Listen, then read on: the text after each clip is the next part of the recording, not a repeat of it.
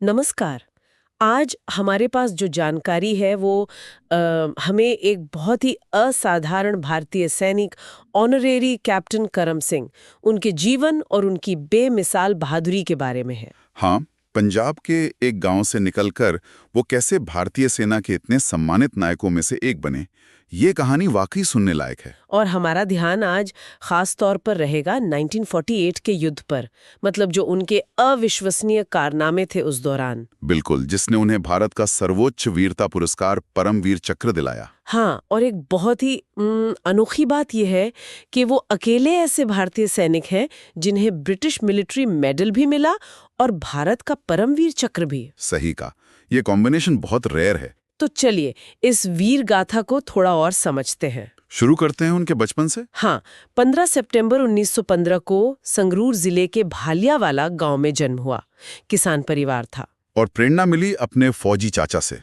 बचपन से ही फौज में जाने की इच्छा थी। यही फिर एक्शन में आ गए। हाँ, जल्द ही द्वितीय विश्व युद्ध शुरू हो गया था, तो उन्हें बर्मा फ्रंट पर भेजा गया। 1944-45 की बात है ये। हाँ, जापानी सेना के खिलाफ वो लड़ाई तो बहुत मुश्किल मानी जाती है। बहुत ज्यादा घने जंगल, दुश्मन घात लगाए हुए, मतलब हालात बहुत ही चुनौतीपूर्ण थे। यानी सिर्फ फिजिकल ताकत नहीं, मेंटल स्ट्रेंथ का भी बड़ा टेस्ट था वहाँ। बिल्कुल।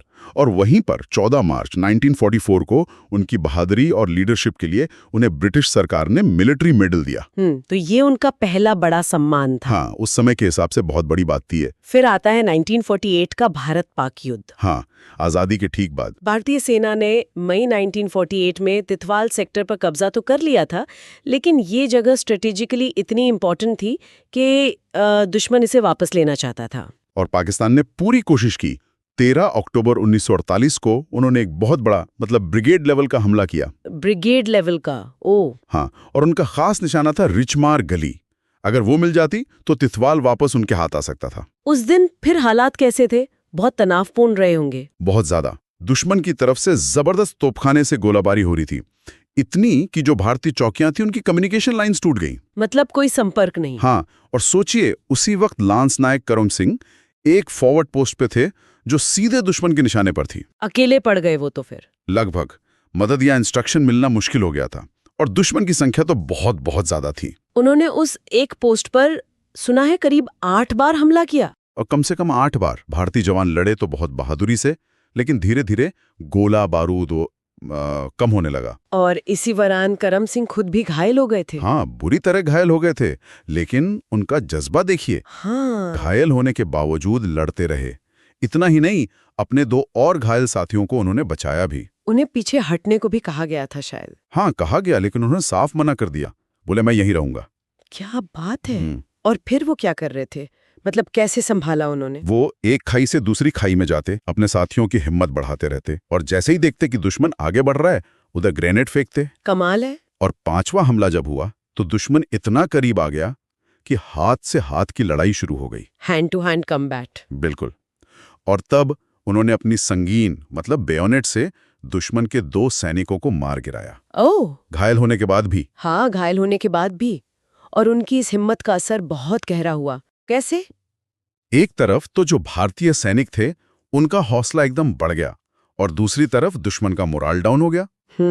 एक अकेले आदमी की हिम्मत ने माहौल बदल दिया। सही कहा।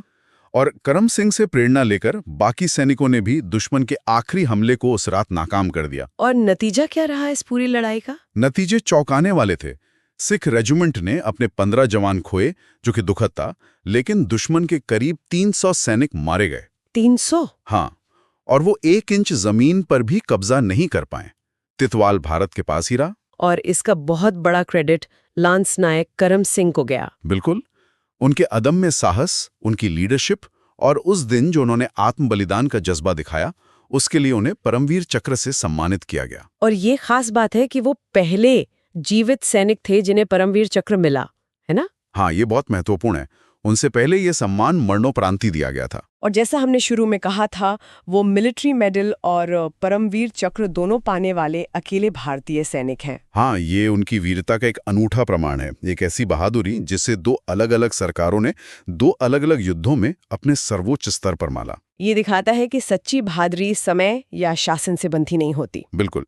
बाद में वो प्रमोट होकर सूबेदार बने और फिर ऑनरेरी कैप्टन के पद से रिटायर हुए। और 20 जून 1993 को 77 साल की उम्र में उनका निधन हुआ। जी। तो ये थी कैप्टन करम सिंह की कहानी, एक साधारण किसान परिवार से उठकर 2 युद्धों में असाधारण वीरता दिखाने वाले नायक, देश के सर्वोच्च सम्मान विजेता। उनकी कहानी सिर्फ बहादुरी की नहीं है, ये मुश्किल हालात में लीडरशिप कैसे संभाली जाती है और कैसे दृढ़ रहा जाता है, इसकी भी मिसाल है। बिल्कुल, ये हमें सिखाती है कि कैसे मुश्किल से मुश्किल हालात में भी एक इंसान का जो जज्बा होता है वो नतीजे को पलट सकता है। हाँ, ये सिर्फ मेडल्स की कहानी नहीं है, ये उस मानवीय दृढ़ता, उस रेजिलियंस की कहानी है जिसने लगभग हारी हुई बाजी को जीत में बदल दिया। और आखिर में ये सोचने वाली बात रह जाती है कि मतलब जब वो इतने घायल थे, दुश्मन का इतना भारी दबाव था, तो वो कौन सी अंदरूनी ताकत थी, क्या था वो जिसने लांस नायक करम सिंह को अपनी लिमिट से भी आगे जाने का हौसला दिया? ये सवाल हमें इंसानी जज्बे की गहराई और संकट के समय उभरने वाले उस असाधारण साहस के बारे में सोचने पर मजबूर करता है।